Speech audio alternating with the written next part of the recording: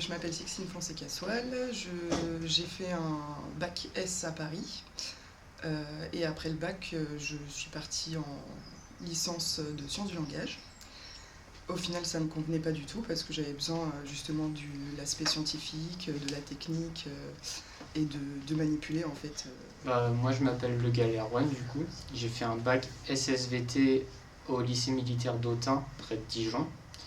Ensuite, j'ai fait un BTS ABM à Franconville, du coup. Je m'appelle Enora, je viens d'un BTS, d'un bac S.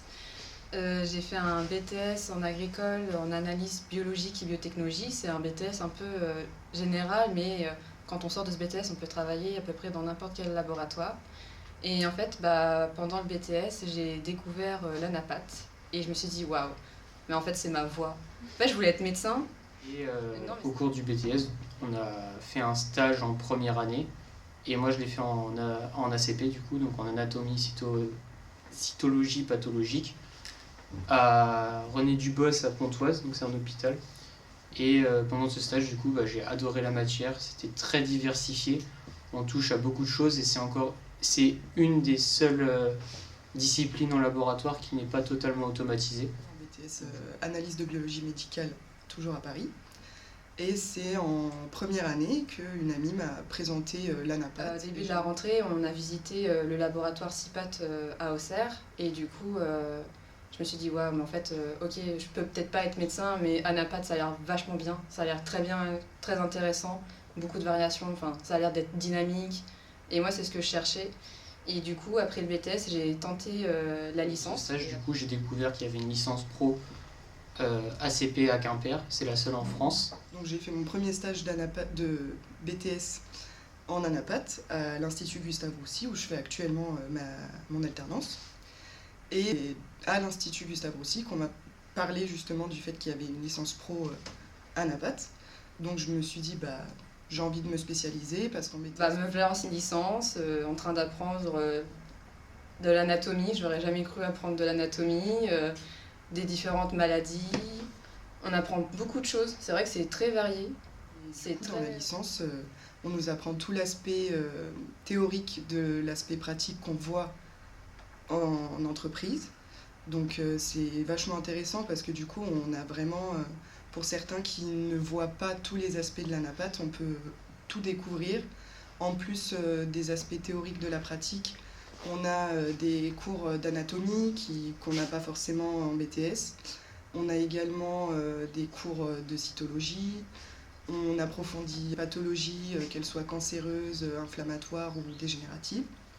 Et on voit des aspects qu'on ne voit pas forcément, qui nous montrent qu'il y a une ouverture sur le monde. Après la licence pro, pas que en anapath. On a des intervenants qui viennent de différents métiers, comme de la recherche, de la pathologie vétérinaire et de la médecine légale. En alternance 1 mois sur 2. Donc les cours en licence, ils sont très condensés, très denses. On a beaucoup de médecins, de techniciens qui viennent nous faire cours. En licence professionnelle, anatomie, cytologie, pathologie, on peut apprendre l'anatomie du corps humain, différents cancers, la cytologie, la phétopathologie, l'embryologie, enfin vraiment tout ce qui va toucher le médical, tout le corps en fait, et vraiment de notre création à quand on devient adulte et qu'on passe les examens, et même jusqu'à malheureusement la mort, comme on fait de la médecine légale. Ce serait une recommandation. Si on veut vraiment se spécialiser dans ce domaine-là, vaut mieux la faire, comme ça au moins on est vraiment conseillé, on n'est pas lâché après le BTS par exemple. La Bretagne, c'est très beau. C'est le seul établissement scolaire qui propose la licence ACP.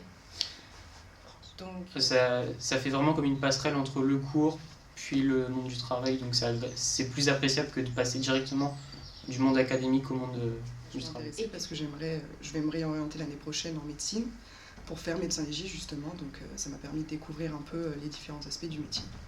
Et dans le futur, j'aimerais tenter la gendarmerie scientifique du coup. Donc c'est avec l'IRCGN. Donc là, il faut passer un concours du coup de sous-officier de gendarmerie. Donc je me dis, si j'arrive en licence, en fait tout le monde peut le faire. Et bien plus tard, j'aimerais juste être technicienne de laboratoire en anatomie, cytologie, pathologie. Et tu fais quoi?